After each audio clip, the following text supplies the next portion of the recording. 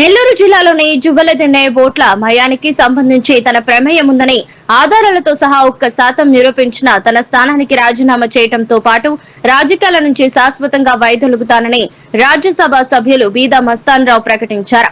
కొంతమంది రాజకీయ కుట్రతో తనపై దుష్ప్రచారం చేస్తున్నారన్నారు. 40 ఏళ్లుగా మత్స్యకార గ్రామాల ప్రజలతో తనకు మంచి సంబంధాలు ఉన్నాయన్నారు. తోటయ్యతో తాను గత 6 నెలల నుంచి మాట్లాడలేదన్నారు. వీడియోలు తాను కూడా చూశానని గట్టిగా అడగటంతోనే బీఎంఆర్ అని చెప్పాడన్నారు. ఈ ఘటనకు సంబంధించి ప్రభుత్వం ఒక కమిటీని ఏర్పాటు చేసి పూర్తి స్థాయిలో విచారణ జరిపించాలన్నారు.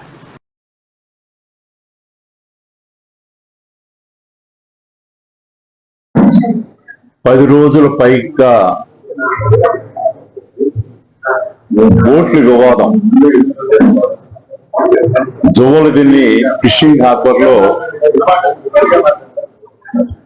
ఉంచినటువంటి 4 కారైకల్ పాండిచ్చేరి స్టేట్ కి సంబంధించినటువంటి యూనియన్ టెరిటరీకి సంబంధించినటువంటి బోట్ల విషయంలో రకరకాల వదంతులు రావడం, అందులో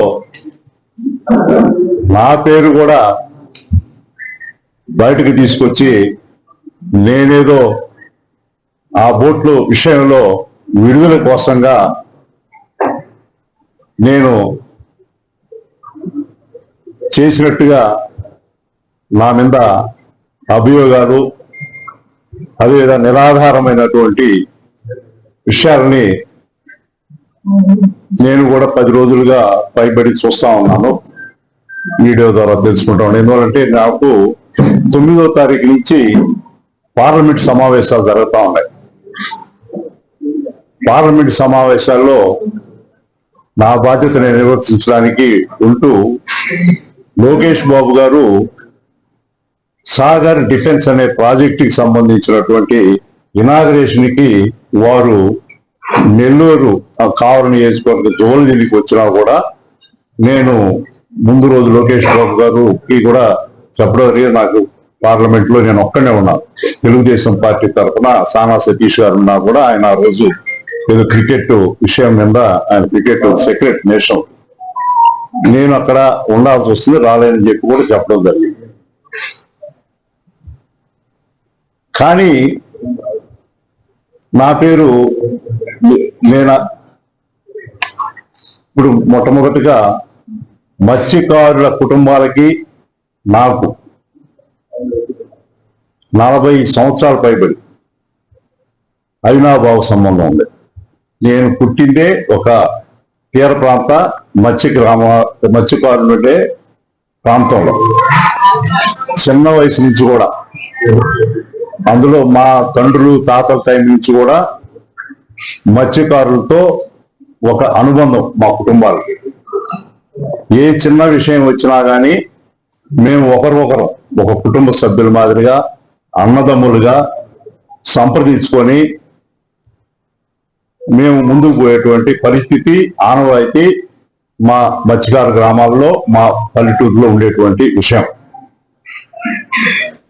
అందులో నా రాజకీయ అభివృద్ధికి కానీ నన్ను ఈ స్థాయిలో వ్యాపార పరంగా కానీ రాజకీయ పరంగా కానీ ఉన్నానంటే మా మత్స్యకారు సోదరులు వాళ్ళ అండదండలు. ఎప్పుడూ వివాదానికి పోయేటువంటి వ్యక్తిని కాదు నేను. ఏదన్నా కూడా సర్దుకోపోయి నేనే ఒక అడుగు వెనకేసేటువంటి వ్యక్తిని. ఎందుకంటే గ్రామాల్లో చిచ్చు పెడితే ఏ విధంగా ఉంటుంది అనేది మా తల్లిదండ్రుల కాలం నుంచి చూస్తా ఉన్నాం. అందులో మా ఊరు ఒకప్పుడు అన్నిటికీ ఈ తగాదాలకి నిలయమైనటువంటి ఊరు. మేము వచ్చిన తర్వాత నేను కానీ సోదరుడు బేదా రవిచంద్ర కానీ మా కుటుంబం వచ్చిన తర్వాత సెకండ్ జనరేషన్ వచ్చిన తర్వాత ఈ రోజు వరకు గతంలో జరిగినటువంటి ఎటువంటి వివాదాల మాదిరి ఈ రోజు వరకు లేనటువంటి పరిస్థితి మీరందరూ కూడా దయవుంచి గమనించాలి. నేను ఏ పార్టీలో ఉన్నా కూడా ఒక డిసిప్లైన్డ్ గా ఉండేటువంటి వ్యక్తిని. మాకు మత్స్యకారులకి ముఖ్యంగా నా విషయంలో ఊహించడానికి కూడా అదిగానటువంటి అపోహలు అభియోగాలు మోపడం చాలా బాధాకరమైన కానీ నాపై వచ్చినటువంటి నిందల్ని తెలియజేస్తూ వాళ్ళకి వివరించి అన్ని విషయాల్లో ఒక నిజాలు తేల్చాలనే ఉద్దేశంతో ఈరోజు మీడియా మిత్రులందరూ కూడా కలవడం జరుగుతుంది. వాస్తవం కాదని తెలిసింది కదా. తర్వాత ఏం పెట్టారు, ఇప్పుడు అయ్యేది కేంద్ర ప్రభుత్వం ఎందుకు, రాష్ట్ర ప్రభుత్వం ఎంక్వైరీలు దేనికి, గొడ్డుతో పోయేదానికి గొడ్డలతో దేనికి, ఆయన బ్యాంక్ అకౌంట్ తీయమనండి, ఆయన డేటా కాల్ తీయమనండి. నేను రెడీగా ఉన్నాను కదా, రెడీగా ఉన్నాను. కమిషన్ వేస్తే అన్నీ బయట పెడతారు. ఈ రోజు కూడా నాది, ఈ రోజే మనం కూడా కలెక్టర్ గారి దగ్గర, ఎస్పీ దగ్గర, ఐజీ దగ్గర ఎక్కడేమో నా ఇస్తాను. నేను కానీ నా కుటుంబ సభ్యులు ఎవరి ద్వారా నుంచి ఒక పైసా ఎక్కడికన్నా ఇటువంటి విషయాలకు సంబంధించి పోయినా, అతను నాతో 6 నెలల లోపల ఆ తోటయ్య అతను మాట్లాడున్నా నేను చూసా. అతను 2 రోజులు ఏం మాట్లాడాడు, 3వ రోజు అది చూసా. ఆ వీడియో చూసిన తర్వాత చెప్పు చెప్పు చెప్పు అంటా ఉన్నారు. అతను ఏదో బిఎంఆర్ అంతే, ఇంకెక్కువ మాట్లాడడం నేను గమనించిన దాన్ని. బిఎంఆర్ అంటే బిఎంఆర్ పేరు అసలు ఎందుకు వచ్చింది, ఇవన్నీ కూడా విచారణగా తేవాలి. ముఖ్యమంత్రి గారు వస్తున్నారు, సాగర్ డిఫెన్స్ అకాడమీకి పొలంపడి ఇవ్వడం జరిగింది. తర్వాత మత్స్యకారుల సమస్య రెండు మీద మాజీ ముఖ్యమంత్రి జగన్ అక్కడికి వచ్చిన పరిస్థితులు ఉన్న నేపథ్యంలో మీరు ఏం వివరణ ఇవ్వబోతున్నారు? అక్కడ ప్రైవేట్ అంటే కంపెనీలు ఆహ్వానించడంపై, దీని తర్వాత మత్స్యకారుల సమస్యలపై రేపు మాజీ ముఖ్యమంత్రి వచ్చినప్పుడు మీరు సాగర్ డిఫెన్స్ అనేది వేరే రాష్ట్రాలు పోటీ పడినా కూడా లోకేష్ గారు ఓపెన్ చేసుకుని ఏంటంటే అది ఒక research wing, Pune based research wing. దాని ఆ రీసెర్చ్ వింగ్ ద్వారా సముద్రంలో ఈ డ్రోన్స్ అన్ని తిరుగుతాయి. ఎక్కడ మత్స్య సంపద ఎక్కడ ఉంటుందో కనిపెట్టి ఇక్కడికి ఇన్ఫర్మేషన్ చేరేస్తే ఈ స్థానికంగా ఉండేటువంటి మత్స్యకారులు అన్ని దగ్గరకు వలేసి ఇబ్బంది పడకుండా అక్కడ పోతే ఎక్కువ క్యాచ్ వస్తుంది అనేది ఒక సాగర్ డిఫెన్స్ యొక్క సదుద్దేశం. అందులో ఎవరన్నా ఒక గస్తీ తిరిగినట్టు కూడా ఉంటుంది. ఒక విదేశీకులు ఎవరన్నా కూడా గతంలో అక్కడ కూడా జరిగింది, బాంబేలో కూడా ఎవరో తాజ్ మీద చేసేటప్పుడు సముద్ర తీరంలో వచ్చారు. ఏం జరిగినా కూడా సముద్రంలో నుంచి వస్తుంది. అటువంటి ఇన్ఫర్మేషన్ కూడా సరే అధికారులకు తెలియజేయడానికి వాటన్నిటికీ రీసెర్చ్ సాగర్ డిఫెన్స్ అనేది ఉపయోగపడుతుంది. అంతేగాని ఇప్పుడు మా పరిశ్రమలు ఎన్నోటి ఆహ్వానిస్తా ఉన్నారు.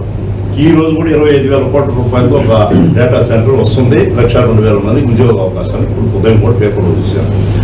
అంటే పరిశ్రమలు రావడం అనేది అది మన రాష్ట్ర అభివృద్ధికి, నిరుద్యోగ యువతకి అవసరం. అది అంతేగాని పరిశ్రమలే రాకూడదంటే ఎలాగా?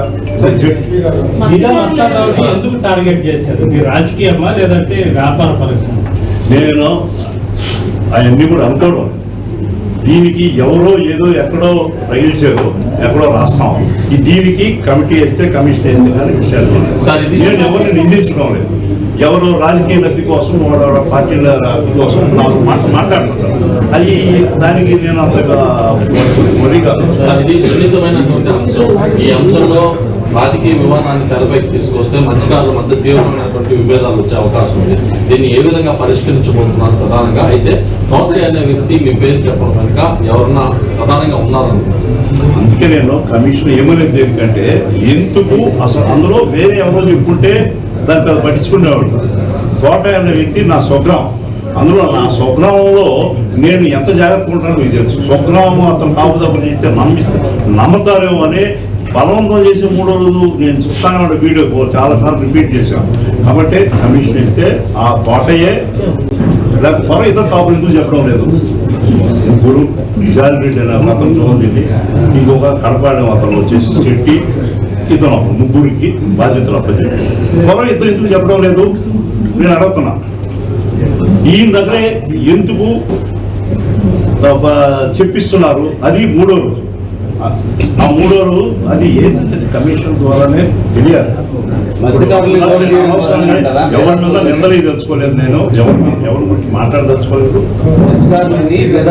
దూరం చేయాలన్న ఆలోచనతో ఈ విధమైనటువంటి వ్యూహం పొందుతున్నారంటారా? చూడండి, ఎప్పుడు కూడా నిదానంగా బయటపడతాయి. అబద్ధాలు ప్రచారం విపరీతంగా జరిగిపోతూ ఉంటాయి. కానీ ఒక 40 సంవత్సరాల నుంచి అడుగుకున్న మా బంధం ఒక చిన్న వివాదం వల్ల, మాకు సంబంధం లేని వివాదం వల్ల మా రాజకీయ భవిష్యత్తుకి ఏదో అవద్దని అనుకోవడం అదంతా కూడా ఇది ఒక ఎవరన్నా ఆ విధంగా అనుకుంటే అది అపోహ, వాళ్ళ అమాయకత్వం అవుతుంది. ఈరోజు నేను ఛాలెంజ్ చేస్తాను, 50% ఉన్నా కూడా నిజం, 50% కూడా మళ్ళీ ఉన్నా కూడా నిరూపించగలిగితే నేను నా రాజ్యసభ స్థానానికి ఈ రోజే రిజైన్ చేస్తాను. రిజైన్ చేయడమే కాదు, రాజకీయాన్ని శాశ్వతంగా తప్పుకుంటాను. మా రాజకీయ ఒక అభివృద్ధిని దాన్ని ఓర్చుకోలేక కొంతమంది చేసేటువంటి రాజకీయ కుట్రలో భాగంగా దీనిపైకి తెరపై తీసుకొస్తున్నాను. ఎవరు తీసుకొస్తున్నారని నేనేం మాట్లాడదలుచుకోవాలా, ఎవరిని నేను గురించి అది కమిషనే తెలుసా.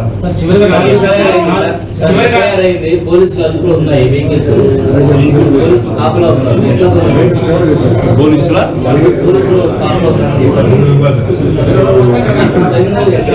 అదే ఎఫ్ఐఆర్లు బడి ఉన్నాయి,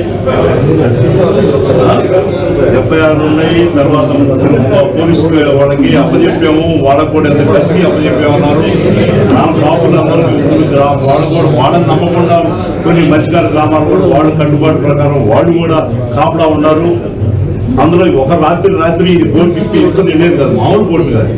ఈ 180 హార్స్ పవర్ ఇంజిన్లు ఉండేది. కాబట్టి దాన్ని 9 నెలల నుంచి మూలబడ్డకి రిపేర్లు ఉంటాయి. ఆ రిపేర్లు చేసి ఇన్ని జరిగిందంటే ఒక రోజు రాత్రి జరిగింది కాబట్టి ఇన్ని రోజులు, ఈ నెల రోజులు దీని వెనక సూత్రధారులు ఎవరు అనేది నిగ్గు తెచ్చి మత్స్యకారులు ఉన్నటువంటి అపోహని వాళ్ళని నివృత్తి ఇవ్వాలనేది నేను కోరుకునేది కూడా. వాళ్ళు ఏం తెలుసుకోవాలనుకుంటున్నారో అదే నేను తెలుసుకున్నప్పుడు వాళ్ళే డిఎంకేలో, అప్పుడు డిఎంకే కూడా అందరూ భాగస్వామ్య పక్షాలు ఎన్డీఏలు ఉన్నారు గతంలో. వాళ్ళే కొత్తగా చంద్రబాబు నాయుడు గారు కన్వీనర్ ఉన్నారు, వాళ్ళు దాంట్లో క్యాబినెట్ లో ఉన్నారు, ఎన్డీఏ క్యాబినెట్ లో.